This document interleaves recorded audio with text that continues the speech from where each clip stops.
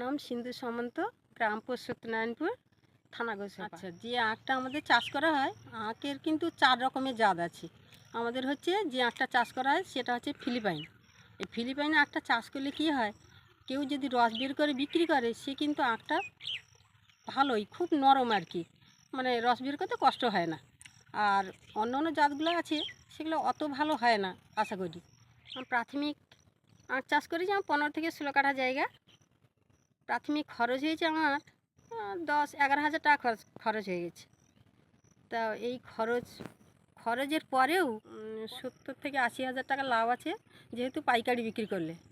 আর যদি কেউ রস বের করে বিক্রি করে তার লাখ টাকা লাভ আছে, 1 লাখ টাকা অবশ্যই হয়। এইবার পুকুরে মাছ ছেড়ে কী হবে, সে তো বিভিন্ন ধরনের রোগ, এবার সে 70-80 হাজার টাকা আমি এক বছরে পাবো না। এই আখ চাষ করলে বাড়ির মায়েরাও করতে পারে, বাড়ির মারা বৌমারা সবাই করতে পারে।